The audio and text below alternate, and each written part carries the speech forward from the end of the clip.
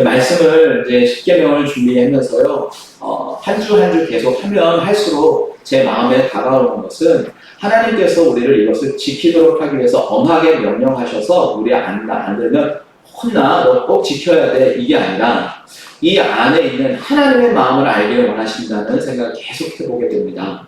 이게 뭐냐 하면 이 십계명을 지킴으로 인해서 지키는 사람들이 어떻게 살아가는지 그 삶의 이야기가 매우 중요할 뿐만 아니라 지킴으로 인해서 얻게 되는 것은 지킴으로써 내가 사랑해야 될 그 사람을 더 사랑하게 되는 방법, 그리고 우리로 하여금 사랑을 실천하기 위해서 하나님께서 계명을 주셨다는 생각을 너무 많이 하게 됩니다. 오늘도 말씀하면서 이 도둑질 하지 말라, 이것은 사실 우리가 일반적으로 보면 사실 뭐 도둑질 누가 많이 하겠어요? 뭐 살인하지 말라 이것도 그렇고 도둑질 하지 말라 이것도 뭐 나하고 상관없어 이렇게 생각하지만 사실은 말씀을 또 깊이 있게 들어가고 말씀을 적용해 보다 보면 어머 나도 모르게 내가 도둑질을 하고 있었네 이런 생각을 하게 됩니다. 또 그런 걸로 인해서 내가 도둑질을 하는 순간 나에게 어떤 유익이 되고 내 욕심은 채워질 줄 모르지만 내가 함께 살아가야 하는 이 땅에 누군가는 피해를 입게 되고 그것이 다른 사람에게 해가 된다는 것을 발견하게 된다는 거죠. 그래서 이 십계명은 함께 살아가는 사람들의 생활 방식, 서로에게 주고받고 하는 상처를 주고받는 것이 아니라 서로의 삶을 살려가는 데 매우 중요한 삶의 원리라는 것을 발견하게 됩니다. 여러분들도 다시 한번 말씀드리지만 이것을 우리가 규제하도록 우리를 억압하도록 우리를 힘들게 하려고 준 것이 아니라 서로 사랑하며 그 안에 있는 하나님의 마음을 알기를 원하는 그 하나님의 마음을 좀 기억하시면서 말씀을 대하면 훨씬 더 은혜가 될 줄 믿습니다.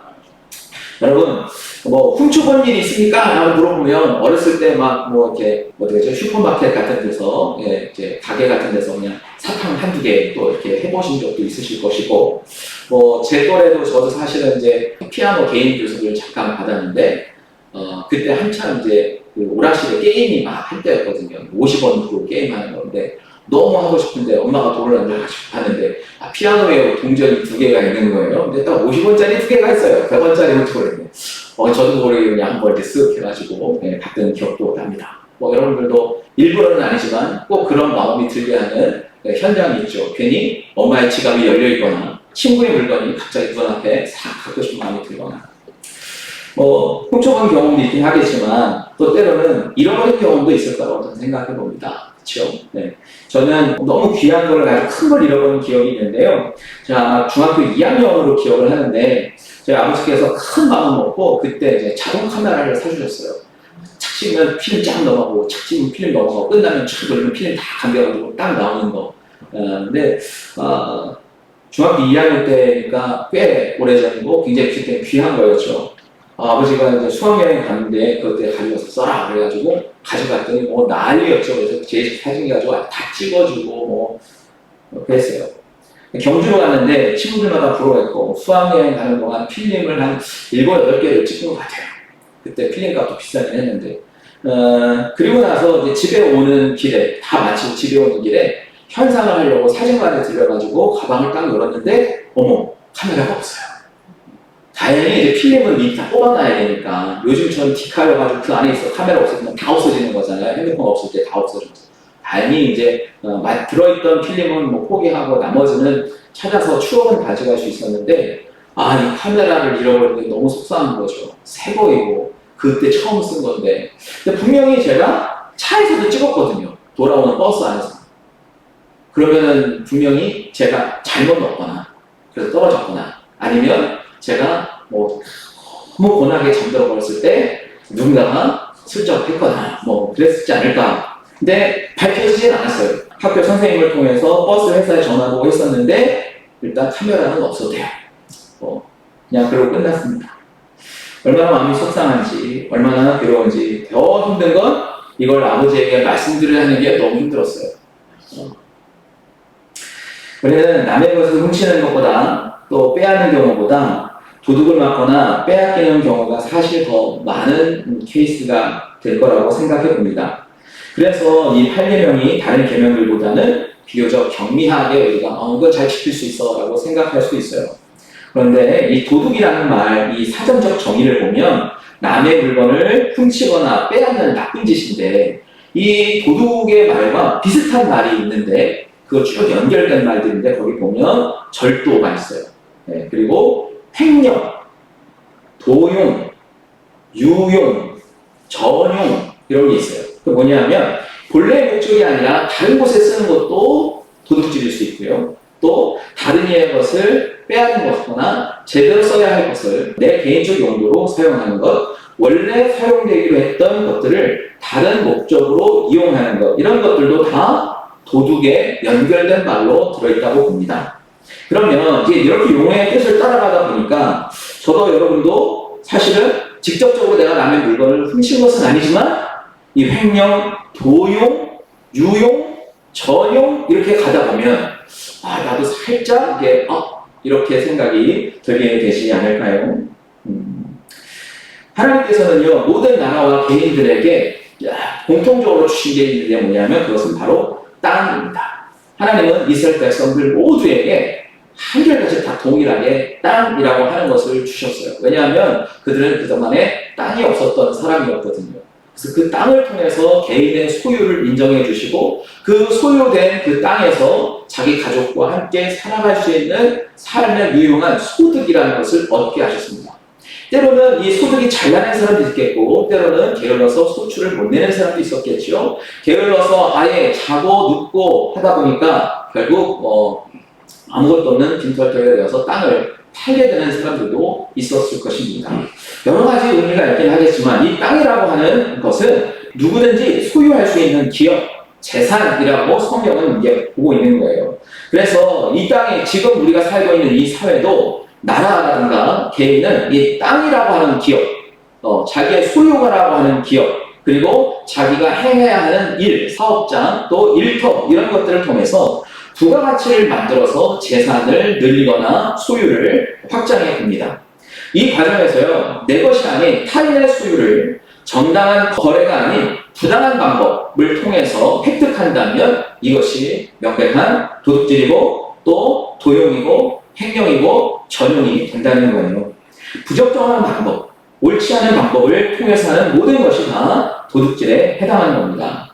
그래서 타인이 가지고 있는 어떤 것을 그가 포기할 수밖에 없도록 협박하거나 겁박을 주어서 결국은 자기의 것으로 만드는 그런 것도 역시 토색이라고 하는데 그 토색도 바로 도둑질의 하나인 거죠.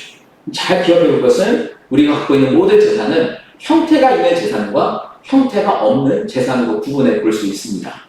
유형의 재산은 사실 눈에 보이는 것이니까 모두 다 쉽게 생각할 수 있는 것들이 다 물건들이에요. 집, 돈, 가구, 땅, 물건, 또 문서, 사람, 또 기계, 여러 가지, 어떤 보면, 음식, 자동차, 어쨌든 소유를 확인해 볼 수 있는 어떤 물건들. 그래서 형태가 있는 것들을 바로 이제 재산이라고 이제 유형의 재산으로 볼 수 있는데, 다른 사람에게 빼앗거나 빼앗길 수 있는 것이라고 생각해 봅니다. 그런데요, 요즘 시대는 이 유형의 자산보다는 무형의 자산에 대해 생각보다 많은 관심을 갖고 있습니다. 예를 들면 이런 거죠. 눈에 보이진 않지만 실존하는데 그것을 현금화할 수 있는 가치를 갖고 있는 것을 무형의 재산이라고 이야기합니다. 예를 들면 이런 거죠. 어떤 특별한 권리인 거죠. 사업을 하시다 보거나 장사를 하시다 보거나 이렇게 하다 보면 권리금이라는 게 있잖아요. 이것은 눈에 보이지는 않아요. 그런데 그 가게에 많은 사람들이 오고 가고 하는 어떠한 확보되어 있는 어떤 권리이거든요. 그렇죠? 권리금을 또 주고받기도 합니다. 또 어떤 다른 사람의 아이디어를 쓰는 경우에 그 아이디어에 값을 지불하죠. 예를 들면 특허라든가 상표라든가 상호라든가 이런 것을 빌렸을 때 또 어쩌면은 요즘으로 말하면 어떤 프랜차이즈 어떤 브랜드를 가져다 쓸 때도 돈을 내고 가져갑니다. 또 이런 아이디어의 산물이 어떤 창작물이나 어떤 저작물들도 무형의 재산에 들어갑니다. 아이디어도 그렇고 그림 그리는 것도 그렇고 사진을 찍어서 나타내는 것도 그렇고 음악을 만드는 것, 영화를 만드는 것, 드라마를 만드는 것 다 이것이 어떤 창작물 그것을 우리가 저작권이라고도 이야기하죠. 그래서 이 무형의 재산을 대가로 지불하지 않고 사용하는 것 이것도 도둑질이 되는 겁니다. 우리가 마치 도둑질이 아닌 것처럼 생각하는 뭐 이런 것들이 있죠. 예를 들면은 물건은 훔치는 것, 그것은 도둑질인데 훔치는 물건을 값싸게 싸는 것, 이것은 내가 싸게 샀으니까 괜찮다 라고 생각하는 것도 어쩌면 우리가 도둑질인데 도둑질 아니라고 생각할 수도 있겠죠. 또 어떤 사람의 창작물이나 저작물을 내 마음대로 임의로 복사하거나 복제해버리는 것, 이런 것들도 도둑질일 수 있습니다. 또 내 것이 아닌 남의 것을 복사해서 판매하는 것도 마찬가지죠. 또 우리가 흔히 길에서 지갑을 주웠어요. 그런데 돈이 많으면 대부분 찾아줘요. 경찰서로 가거나. 그치요? 왜냐면 이건 신고가 되면 자치해요. 근데 금액이 작으면 1,000원, 2,000원이면 여러분 길거리에 100원 떨어져 있으면 어떻게 해요? 안 주서요. 다행입니다. 그런데요, 저는 주웠어요. 네. 자, 물건값을 우리가 계산을 할 때 이런 때가 있지 않습니까? 직원이 잘못 계산을 해가지고 한 13만 원 정도 나왔는데 11만 원만 계산서가 왔습니다. 어떻게 해요? 땡 잡은 거죠. 땡 잡은 거죠. 그런데 그 가게는 2만 원 손해보는 거잖아요. 그렇죠? 그러면 또 교통사고 났을 때 흔히들 우리는 많이 하죠. 보험금은 최대한 많이 받아내야 돼. 근데 적절한 수준에서 합의를 보는 게 좋고 그 제도에 많이 보지만 너무 과도한 보험을 받아내려고 인해서 얻게 되는 것은 실제 나는 이득이 될 수 있지만 그로 인해서 그 회사나 아니면 그 보험을 내는 사람에게는 손해가 될 수도 있겠죠. 또 어떤 경우입니까? 회사나 어떤 기업이나 일을 할 때 뇌물을 주는 것. 그래서 뇌물을 줌으로 인해서 나는 기회를 얻어서 잘 될 수 있지만 내가 뇌물을 줌으로 인해서 정당한 방법이 아닌 부당한 방법을 통해서 또 다른 회사나 기업에 피해가게 된다면 그것도 도둑질일 수 있습니다. 또 어떤 프로그램이나 창작물들을 불법으로 다운로드하는 경우들이 많죠.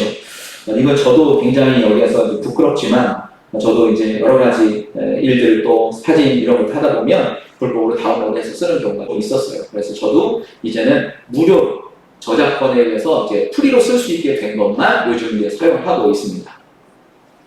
또 부정직한 상거래 있죠. 요건 이제 영수증 조작하는 겁니다. 세금 내고 안 내고, 부가세 내고 안 내고, 현금화하고, 카드 결제 안 하고 이런 것들, 이런 것들도 사실은 거래를 감추는 일을 통해서 서로에게 탈세를 하게 하는 방법이 되겠죠. 또 거짓을 행해서 실적을 올려가지고 부풀려가지고 기회를 얻게 되는 것, 이것도 마찬가지입니다. 또 여러 사람을 위한 공공의 재화를 독점하는 거예요. 여러 사람을 위해 쓰라고 한 건데 그것을 내가 쓰는 거죠. 요즘 같은 경우에 요번에 이제 캠핑장 같은데 좋은 자리에다가 자기가 그 텐트를 독점을 해가지고 거기다가 그냥 알바리처럼 계속 쳐놔서 자기는 매번 올 때마다 편한 자리지만 다른 사람들은 그것을 사용하지 못하게 되는 것, 이것도 누군가가 또 피해를 입게 되죠. 또 공적인 물건, 또 여러 가지 공공이 함께 쓰기로 하는 것을 개인의 사적으로 이용하는 것들도 많이 있습니다. 부인들이 보통 얘기한대요. 올 때 복사기 10장만 갖고 와, 뭐 이런 거 있잖아요. 볼펜 가져다가 자기가 쓰는 거 사무용품 가져다가 집에서 쓰기도 하고. 아닌 것 같지만 사실 그런 것들도 엄밀히 말하면 그런 겁니다. 또 공적인 시간을 사적으로 이용하는 것. 회사에서 우리가 열심히 9시에 출근해서 저녁에 5시까지 퇴근하는 동안 일을 해야 하는데 그 회사 일을 하지 않고 그동안에 자기 개인적인 농구를 보는 것도 미리 말하면 남의 시간, 회사의 시간을 빼앗고 내 개인적으로 사용하는 일이 될 수도 있겠죠. 성경이 말하는 것은 높은 이자를 받는 일도 그렇습니다. 또 세금을 절세하는 것은 모르겠지만 탈세하는 것은 분명히 도둑질에 포함이 됩니다. 그리고 노마진은 뭐 별로 없긴 하지만 초고마진, 그러니까 너무 많은 이득을 보기, 마진을 너무 많이 붙이는 것도 그렇습니다. 약속 시간을 지키지 않는 것도 다른 사람의 시간을 빼앗는, 탈취하는 일로 볼 수 있습니다. 또 배임이라는 것도 있고 횡령도 있겠죠. 이 배임이라는 것은 내게 주어진 환경과 조회를 통해서 내가 해야 할 일을 해야 하는데 그 일을 나를 위해서 하는 거예요. 예를 들면 공무원이 공무원의 일을 해야 되는데 그 일을 하지 않고 다른 일을 하는 것을 우리는 배임이라고 이야기하거든요. 내게 맡겨진 일을 해야 하는데 그 일을 게을리하는 것도 배임이라 합니다. 자기 이익을 위해서 임무를 수행하지 않고 국가나 회사나 재산상에 손해를 주는 경우가 배임과 횡령이라는 거예요. 성경에서 말하는 여러 가지 일들과 우리의 삶을 통해서 함께 바라보는 것은 내 것이 아닌 다른 사람의 몫을 내가 가져오는 것 자체가 바로 이 도둑질에 해당하는 겁니다. 그런 면에서 볼 때 이런 것도 성경은 도둑질로 보고 있어요. 예를 들면 추수할 때 고아와 과부들은 추수가 끝나면 이삭을 죽게 하는데 이삭을 내두지 않고 싹 다 걷어서 자기 자신의 사욕을 다 채우는 것, 그것도 원래 바닥에 떨어지고 남은 이삭은 그들의 몫인데 가난한 사람의 몫을 다 빼앗아 갖고 내가 갖는 것도 성경은 도둑질이라고 이야기하고 있습니다. 여러분, 이렇게 조목조목 들어보니까 저도 여러분도 사실은 도둑질을 안 하고 산 줄 알았는데 가끔 도둑질을 하고 살았네요. 여러분, 이 말씀을 다시 한번 잘 지켜가면 좋겠습니다. 우리의 삶의 여러 가지 영역에서 우리의 욕심을 좀 내려놓고 남의 것, 또 누군가가 손해보는 내가 가져감으로 인해서 내가 갖게 됨으로 해서 다른 사람에게 손해가 된다면 그것은 도적질로 여겨서 그런 일을 좀 멈추어가면 좋겠습니다. 그것이 유형이 되었던 무형이 되었던 우리는 그 일을 멈추어가기를 바랍니다. 신앙적으로도 성경에는 여러 가지 도둑질에 대한 이야기가 있는데요. 유명한 설교가인 목사님 있습니다. 스펄전 목사님이라는 분이 있는데 그분이 설교 중에 이런 말씀을 하셨다고 해요. 11조를 바치지 아니하고 내가 사용하는 것은 하나님의 것을 도둑질하는 것이고 드려야 할 것을 드리지 않는 것도 도둑질하는 것이고 주의를 지키지 않는 것은 주의 도둑이고 예배 시간에 예배하지 않는 것은 예배 도둑이고 하나님께 드릴 영광을 가로채는 것은 하나님의 영광의 도둑입니다 라고 말씀하셨다고 합니다. 사실 이건 너무나 잘 알고 있는 거죠. 네, 우리가 하나님께 드릴 것 감사함으로 드려야 하는데 아까워하며 드리지 말라고 성경은 말하고 있습니다. 신앙적인 도둑질은요, 여러분 저는 이렇게 생각합니다. 내가 하나님같이 되려고 하는 모든 것이 하나님께 가는 것을 가로치는 것, 하나님께 드릴 것을 온전하게 하나님께 드리지 않는 것, 그래서 그것을 내 편리와 내 유익을 위해 사용하는 모든 것이 다 신앙적인 도둑질이라고 생각합니다. 말씀드렸던 것처럼 저는 이 스펄전 목사님의 말씀에 매우 동의합니다. 여러분들도 하나님의 것, 약속, 시간, 예배, 헌신 이 모든 것들은 다 하나님께 드려야 할 것을 내가 가로채고 내 편리와 내 유익을 위해 사용하는 이 안타까운 일이 생기지 아니하도록 우리의 삶을 잘 정돈하면 좋겠습니다. 사실 도둑질을 안 하긴 했지만 가만히 생각해 보니 우리는 도둑을 한 사람으로 살아가고 있어요. 성경에서는 이렇게 도둑질한 경우에 어떻게 하라고 이제 이야기하느냐 하면요. 첫 번째 원리는 배상입니다. 배상해라. 되갚아줘. 돌려주어라입니다. 그 값을 내가 취했으면 다른 사람의 재산에 침해를 일으켰으면 그 대가를 반드시 지불하도록 성경은 말해주고 있어요. 다른 사람의 소를 훔쳐서 죽였을 경우에는 소를 5마리, 5배를 갚아야 되는 거예요. 5배. 그리고 양을 취했을 경우에는 양을 4마리로 갚아라 이야기합니다. 레위기 6장에는요, 일반적인 도둑질은 최소 그 사람에게 손해를 입힌 거에 5분의 1을 더해서라도 꼭 배상하라고 정해놓고 있습니다. 그러니까 우리는 다른 사람의 것을 취하면 최대한으로 할 수 있으면 5배, 그리고 최소 5분의 1은 더해서 갚아주는 게 성경에 말하는 기준이 되는 거죠. 신앙적인 부분은 어떻게 되어 있느냐 제가 찾아보았더니 특별히 배상하는 법은 없어요. 11조 안 했다 그래서 11조를 갑자기 하나님께 5배라 이런 이야기가 없어요. 하나님 앞에 감사원금 해야 되는데 제물로 바쳐야 되는데 양 1마리를 바쳐야 되는데 못 바쳤어요? 그러면 성경 말하는 양 1마리 훔친 사람은 4마리의 양을 갚아야 되니까 하나님께 다음번에 4마리 드려야 된다. 이런 이야기는 사실 성경에는 하나님께 드릴 것에 대한 배상은 없습니다. 그러니까 이건 어떻게 하냐면 그동안 안 했으면 다시 시작하면 돼요. 그리고 마음에 혹시 부담이 된다면 그동안에 못했던 것을 다 원한대로 환원시켜 놓으면 됩니다. 그래도 좀 덜 부담되죠? 하나님께서 왜 이렇게 하셨을까요? 그것은 바로 우리가 쉽게 하나님의 것을 갚아갈 수 있도록 하기 위한 하나님의 장치이고요. 특별히 11조를 하되 우리는 소득에 대해서 하는 게 매우 좋겠고요. 멈추었던 헌물을 다시 드리는 게 좋겠고 11조와 헌물을 하나님 앞에 드릴 때는 아깝게 생각하지 말고 드리라고 성경은 말하고 있습니다. 소득이 있어서 드릴 수 있고 감사할 일이 있으면 감사하며 다시 드리기 시작하시기 바랍니다. 무엇보다도 주일을 나를 위한 시간으로 활용하는 것이 아니라 하나님의 나라와 하나님을 위한 시간으로 채워가시고 사용하시기를 바랍니다. 예배 시간에는요, 몸만 여기 와 있지 마시고 마음과 정성을 다해 하나님을 향해 집중하셔서 진정으로 하나님만 예배하시기를 바랍니다. 그리고 하나님을 예배하는데 방해될 만한 모든 여러 가지 일들, 우리의 불편한 상황들은 그 전에 다 준비하고 해놓고 해서 주일에는 오로지 하나님의 영광과 하나님의 일을 위해 집중하면 더 좋겠습니다. 무엇보다도 하나님의 영광을 절대로 가르치려 하거나 그 자리에 나를 대신 세워서 내가 하나님의 영광을 가르치고 하나님의 영광을 취하려고 하지 마시기 바랍니다. 그게 신앙적으로 우리가 도둑질 않고 사는 법입니다. 하다 보니까 우리는 사실 양심에 걸려가지고 나는 도둑이 아닙니다 라고 말할 수 없는 상황에 다 놓였는데, 그러면 이제는 어떻게 될 것인가? 이제는 또 훔칠 거냐 할 때 예수님께서 말씀하셨잖아요. 다시는 이와 같이 하지 말라고. 에베소서의 말씀도 그렇게 되어 있고요. 이제 너희는 그 도둑질했던 사람은 도둑질 앞으로 하지 말고 내 손으로 수고해서 선한 일을 하라 말씀하셨거든요. 그래서 이제는 우리가 어떻게 변화될 것인가? 신명기에서는 이렇게 말씀하고 있어요.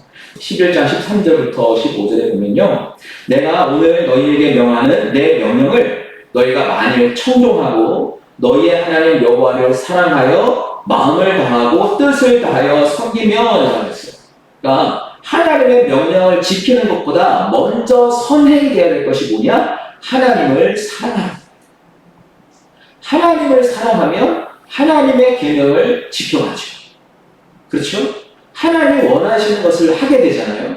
여러분 다 사랑해 보셔서 알잖아요. 사랑하면 그 사랑하는 사람이 원하는 것, 그 사람과 했던 약속을 지키려고 노력합니다. 못 지킬 때도 있긴 하겠지요. 그러나 못 지킬 경우에 더 지키려고 서로 노력하게 되는 것은 무엇보다도 사랑이 근원이 되어야 되는 거예요. 여러분, 우리는 사랑해봐서 알잖아요. 사랑하는 사람에게는 무엇을 줘도 아깝지 않습니다. 하나님을 사랑하기 시작하면 하나님께 다 드릴 수 있습니다.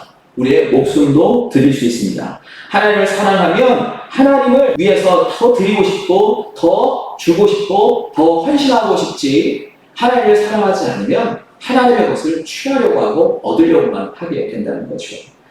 내가요, 하나님을 사랑하는가 사랑하지 않는가 진단하는 방법이 있습니다. 뭐냐면요, 내가 하나님께 대가를 바라느냐 바라지 않는가를 점검하면 됩니다.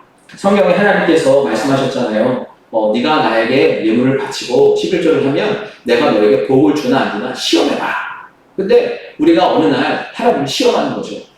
하나님, 내가 한 달치 내가 월급 다 줄 테니까 다음 달에 10달치 한꺼번에 주실 줄 믿습니다. 이런 마음을 거래하듯이. 그거 아니죠. 그렇게 하지 말라는 거예요. 내가 11조도 하고 또 때로는 감사원도 하고 어떤 큰 일이 있어서 헌신하기도 하고 무엇을 좀 이렇게 드리기도 했을 때 하나님께서 그거에 합당한 뭔가를 나에게 주기를 바라면 그거는 기브앤테이크, 거래가 되는 거죠. 여러분, 사랑하는 사람에게 거래하십니까? 사랑하는 사람과 거래하시면서 무언가를 주고 받으십니까? 그렇지 않잖아요. 주는 기쁨이 있잖아요. 저는 여러분이 하나님께 드리는 기쁨이 넘쳐나기를 바랍니다. 하나님은 작고 크고 대단한 것, 바라는 것보다는 그 마음에 어떤 마음으로 드리느냐를 더 깊이 보신다고 하지 않습니까? 그래서 성경은 말하고 있잖아요. 얘들아, 나는 너희들이 드리는 그 모든 제물의 탄 냄새 나는 싫다. 이제 구역질을 한다. 왜요? 마음이 없는 형식만 있었기 때문입니다. 내가 이렇게 해야 하나님께 복을 받을 수 있으니까 하는 의무적 예배, 의무적 제사를 하나님 기뻐 받으시지 않는다. 그래서 하나님은 뭐라고 얘기하셨어요? 내가 너희의 중심이다. 때로는 응답 안 하셔도 나는 기도합니다. 때로는 내 것을 가져가셔도 나는 어쩔 수 없습니다. 때로는 내가 드리는 것 하나님 것이니까 드립니다. 어떤 대가를 바라고 하나님께 하시지 마시고 아낌없이 감사함으로 작던 크던 최선을 다해 하나님께 드리시기를 바랍니다. 오늘 말씀은요, 그렇게 하면 이라고 말씀드렸잖아요. 14절, 15절은 이렇게 이야기했어요. 하나님을 사랑하여 마음을 다하고 뜻을 다하여 섬기면 어떻게 되느냐? 여호와께서 너희 땅에 이른 비, 늦은 비를 적당한 때에 내리신다. 하나님께서 이른 비와 늦은 비를 적당한 때에 내리시면 우리의 소출은 어떻게 될까요? 우리의 소출은 잘 자라게 되겠죠.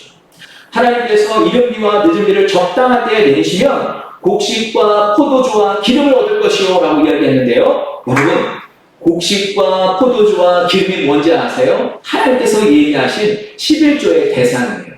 너희가 너희의 소출과 포도주와 기름에 대하여 11조를 드리라고 했어요. 거꾸로 말하면 무엇입니까? 우리가 하나님께 자원의 사람을 사랑하는 마음으로 드리면 하나님께서 우리에게 소출을 늘려주셔서 더 많은 11조를 드릴 수 있도록 하시겠다고 하는 하나님의 이야기입니다. 이것을 11조라고 하는 그 용어를 사용하기 때문에 또 10분의 1이라고 하는 또 기준을 정했기 때문에 사실 우리에게 부담이 되는 것이지, 또 믿음의 그 시험거리가 간혹 될 때가 있긴 하지만 많이 주시니까 많이 드릴 수 있겠죠. 이것이 바로 하나님의 축복입니다. 또 그 다음은 15절, 가축들을 위하여 들에 풀이하게 하시리니 내가 먹고 배부를 것이다. 하나님께서 가축들을 위해서 풀이 자라게 하신대요. 하나님을 사랑하고 하나님의 계명을 지켜가면 가축들이 풀을 많이 먹으면 어떻게 되겠습니까? 잘 자라겠죠. 잘 자라게 되면 잘 낳겠죠. 잘 낳게 되면 소득이 늘어나고 드릴 재물이 생기겠죠. 여러분, 하나님을 사랑하시길 바랍니다. 말씀은 이야기해요. 하나님을 사랑하고 마음을 다하고 뜻을 다하여 섬기면 하나님께서 우리에게 축복하신다. 로마서 13장 9절의 말씀 보니까 이렇게 말하고 있어요. 간음하지 말라, 살인하지 말라, 도둑질하지 말라, 탐내지 말라 하는 것과 그 외에 다른 계명이 있을지라도 내 이웃을 내 자신과 같이 사랑하라 하신 그 말씀 가운데 다 들었느니라. 이렇게 되어 있어요. 자, 그러니까 간음하지 말고, 살인하지 말고, 도둑질하지 말고, 탐내지 말라. 이거 다 10계명의 후반부에 있는 내용이잖아요. 이 모든 것은 다 어디 안에 들어있다고요? 내 이웃을 내 자신과 같이 사랑하라. 그러니까 우리가 도둑질하지 않고, 간음하지 않고, 살인하지 않고, 탐내지 않으려면 먼저 해야 되는 건 뭐냐면 이웃을 사랑하는 거예요. 여러분, 말씀드렸잖아요. 사랑하는 사람 거 빼앗고 싶습니까? 사랑하는 사람이 있는데 가능하겠습니까? 사랑하는 사람이 있는데 그를 죽이겠습니까? 사랑하는 사람이 더 갖는 게 좋지 내가 그것을 빼앗는 것이 좋습니까? 도둑질하지 말라 이 말은요, 도둑질하는 사람의 입장에서 이해하기보다는 도둑질을 당하는 사람의 입장에서 우리가 이해하면 훨씬 더 우리가 이해하기 쉽다는 거예요. 여러분, 빼앗은 기억보다 잃어버린 것, 빼앗기는 기억이 훨씬 더 가슴 아프잖아요. 우리의 다른 사람의 가슴 아픈 일을 행하지 않는 것, 무엇이겠습니까? 그 사람을 사랑해야 되는 거예요. 누군가 예수께 찾아와서 예수님, 제일 첫째 되는 계명이 무엇입니까? 얘기했을 때 예수님이 주 너의 하나님을 사랑하라. 또 두 번째는 이와 같으니 내 이웃을 내 몸과 같이 사랑하라. 결국 이 모든 계명은 우리 안에 하나님을 향한 사랑, 내 이웃을 사랑하는 사랑을 시작하라는 하나님의 말씀인 거죠. 도둑질하지 말라는 이 계명의 해석을 우리는 어떻게 해야 되느냐? 바로 내 이웃을 사랑한다면 이웃의 물건을 도둑질하거나 빼앗지 말아라, 이 말씀입니다. 다시 말하면 내 이웃을 사랑하여라. 그러면 어떻게 될까요? 사랑하면 내 이웃에게 내 것을 나누어주게 됩니다. 내 것을 나누어주고 가난한 자와 고아와 과부를 돌보게 됩니다. 아까 말씀드렸잖아요. 남의 것을 취할 뿐 아니라 베풀지 않는 것도 도둑질이고 내가 해야 할 일을 하지 않는 것도 도둑질이라고 했어요.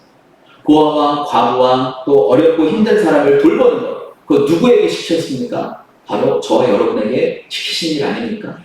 어떻게 보면 우리가 교회로서 그리스도로서 마땅히 해야 할 일을 하지 않고 사는 것, 그것도 배임, 이것도 범죄고 이것도 도둑질이라는 사실을 우리 다시 한번 생각해 보면 좋겠습니다. 짧은 이야기 하나 해드리고 마칠까 해요. 어떤 가정에서 일어났던 일인데요. 하루 벌어서 하루 살기도 힘들었던 저희 나라의 1970년대 있습니다. 그 어머니의 기억 중에 한 이야기인데요. 남편과 저는 젖먹이인 아들과 함께 단칸방에서 살고 있었습니다. 건강이 좋지 않았던 저는 아이에게 제대로 젖을 물리지도 못했습니다. 분유를 먹여야 했지만 볼이 섞인 전구미도 봉투로 조금씩 사다 먹는 처지여서 분유도 넉넉히 살 수가 없었습니다. 그러던 어느 날 남편은 일하러 나가고 혼자 집에 있을 때였습니다. 저희 집 부엌에서 부스럭대는 소리가 나는 겁니다. 설마 이런 집에도 도둑이 들까 했지만 덜컥 겁이 나서 부엌을 살폈습니다. 봤더니 옆집에 사는 쌍둥이 엄마였습니다. 한참 찬장을 뒤지더니 슬그머니 분유통을 꺼내는 것 아니겠습니까? 당시 쌍둥이 엄마도 저 마찬가지로 젖먹이를 기르고 있어서 분유 때문에 쩔쩔매던 중이었습니다.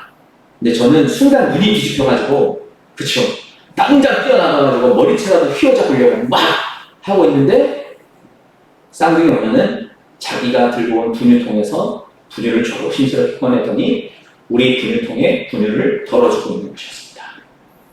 나중에 그 사연을 들어보니까 쌍둥이 엄마의 친정집에서 분유 한 통을 사서 보내주었는데 항상 분유 때문에 죽던 소리 하던 제가 생각이 나더랍니다.